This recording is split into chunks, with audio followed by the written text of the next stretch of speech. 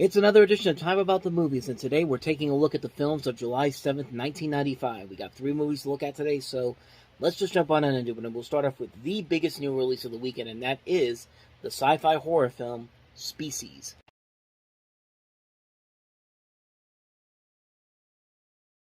So you have a really good idea here where you have this creature that they create, these scientists create, that eventually escapes and can turn into a beautiful woman, and she could mate with anybody. And that's the plan that she has, to create these different alien type creatures, alien hybrid creatures.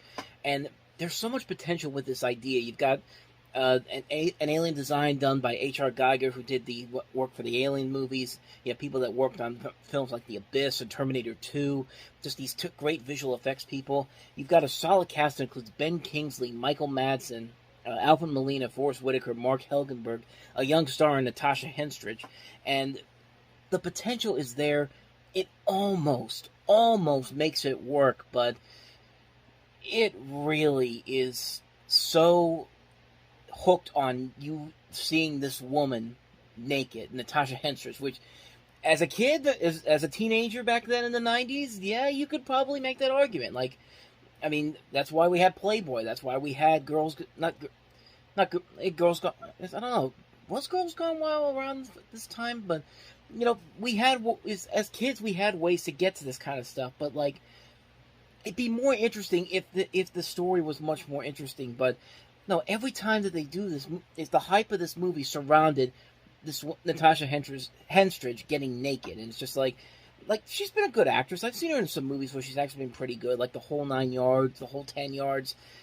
She's one of the few, like The Whole 10 Yards is not a good movie, but like she's good in those movies, and she almost makes this work. Like the idea here is it's this close to being nearly an enjoyable film, but when it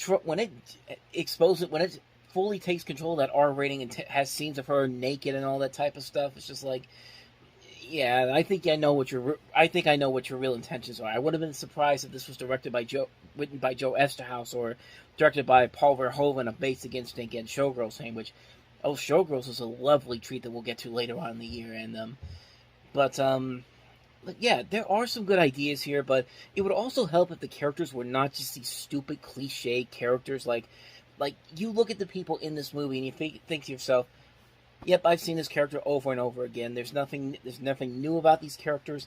There's nothing interesting about them whatsoever, and it's so close to being a movie that's actually worth watching, but it just really isn't. There's so many good ideas to this, and it just falls under the same category that a lot of these original sci-fi films fall under the category of. They're movies that they just can't stick the landing. Like, we've had many movies since this movie came out that have tried to become the next Alien, have tried to become the next Predator, tried to become the next sci-fi classic, like in 2001. But there's always that one little sticking point where they just can't get over that hump, and they just completely botch the landing so badly that the movie becomes almost instantly terrible afterwards. Which most of those movies I'm talking about, stuff like Interstellar, for example, or what's another one I'm thinking of? Give me 1 second. You know, something like Transcendence and Lucy, which are 2 movies that are at the top of one of my worst movies of all time. But they had so many good, interesting ideas to them, but they just botched the landing so badly. Like those are the type of films I'm talking about. Like the movies that try way too hard to create a franchise more than actually just to tell a linear story that could just be alone for its one movie. This movie does continuously tries to expand this as a franchise, and it just doesn't feel like it needs to be one. Like, this is a story that, like, it feels like they had no idea how to end this movie, so just they sequel baited. Fuck it. It's just like, it's a mess of a film on so many levels. It's a movie that was so close to really being something really enjoyable, really fun, fitting that summer popcorn blockbuster type of movie, and it can't stick the landing. It really botches the ending of this so badly. It's just like, it's a mess of a movie. It's a real mess of a movie. But made a sequel, but you know what? I'll gladly take this one over the sequel, because somehow they made it even worse with the sequel. But But yeah, Species is one of those movies that comes so close to just really being something interesting, and just it just focuses more on getting Natasha Henstridge naked, and just like there's nothing really exciting about that otherwise, with something that you could see anywhere else besides in this movie. But that's just my thoughts on it. That's Species. So let's move on to the next movie that we have here, and that is Sean Connery, Richard Gere, and Julia Ormond in First Night.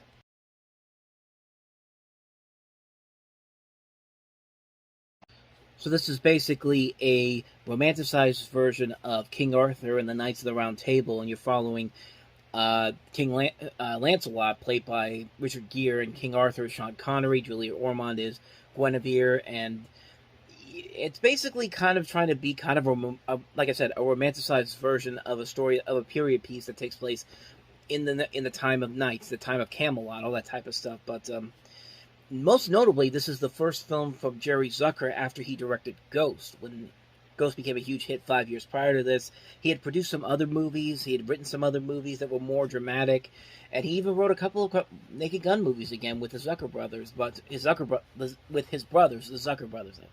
But yeah, I feel like this movie just kind of got stuck in a year where you had far superior medieval films. Like if Rob Roy and Braveheart didn't come out around the same time, maybe this movie could have been something interesting. But I mean, Braveheart and Rob Roy turned out to be much better movies than this, and it's not a bad movie per se. Like everybody's doing the best that they can. Sean Connery's doing a pretty good job here. So is Richard Gere.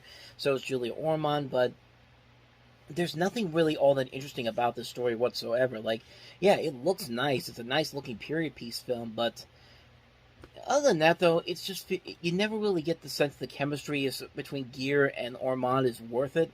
You never really feel like that the chemistry between Connery and Ormond are worth it. But in the end, it just doesn't really feel like the movie had enough there to really stick out over the two other medieval films that came out this year. Like I said, Braveheart, Rob Roy, those both came out the very same year.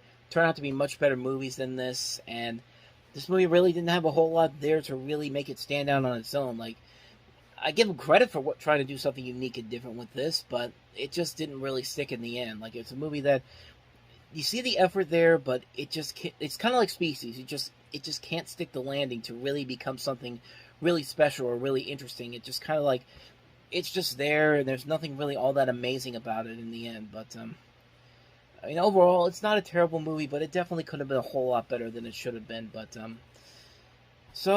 yeah, that's First Night. So let's move on to the last movie that we have here, and that is the documentary Carmen Miranda, Bananas Is My Business.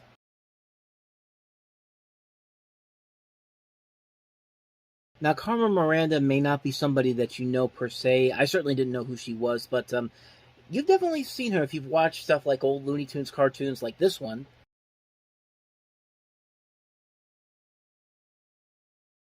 So yeah, that was kind of everybody's introduction to who this woman really was, and I didn't know who she was until is when I saw that the first time. But then doing some research over the years and finally figuring out who that is. Like I've seen also there's been other cartoons that have done that sort of thing. Like I know The Simpsons did it, Critic did it. The Chipmunk Adventure has a scene in Brazil, I think in Mexico, that takes place that has a person that does the same thing. I haven't seen this, so I'll give you kind of a rundown of what this is about. This is about, of course, like I said, Carmen Miranda, who was Hollywood's symbol of Latin American spirit in the 1940s, and the documentary tells her life story in a series of stages, beginning with her roots, her rise to stardom in her country, Brazil, her transition and development as a performer in the United States, and then first on Broadway in New York City, and then when she got a deal with 20th Century Fox to appear in films, and her later years in life before her death, and her return to Brazil. And the director uses two different film styles, biography and directorial reverie, in which this director, Helena Solberg, uses actor Eric Barretos to resurrect Carmen Miranda in several fantasy sequences. So it sounds like a very interesting documentary. It's one that I would have never really been interested in maybe 10, 15 years ago, but this idea definitely sounds pretty interesting. I think they tried to do this idea recently with Framing John DeLorean, where they had Alec Baldwin playing John DeLorean. I didn't get to see it, but it was something I was really curious to see. But I don't know. This definitely could be something very interesting. It's something that maybe one day I'll definitely check out if I can find it somewhere. But Yeah, that's pretty much all I know about it, but it definitely is very, very interesting. An interesting idea for a documentary. So, might check it out one day. So that is Carmen Miranda, Bananas is My Business. And so on that note, we wrap up another edition of Time About the Movies. The next time we meet, we'll have 5 new movies to look at, including Under Siege 2, Dark Territory, the sequel to Steven Seagal's 1992 hit. We also have Hugh Grant and Julianne Moore in 9 Months, with a very interesting story behind it, if you remember what was going on around the same time in 1995, but involving Hugh Grant, but we'll definitely delve into that when we get to that one. The Indian in the Cupboard, directed by Frank Oz. We also have Living in Oblivion, and also Roosters. So 5 movies to look at next time around, and we'll do that on the next episode. But until then, thank you very much for watching, and if you want to see more videos like this, please hit the playlist on the next page, check out the previous episode, and I will see you guys tomorrow for another episode. So thank you for watching, I'll see you next time, and until then, as always, take care.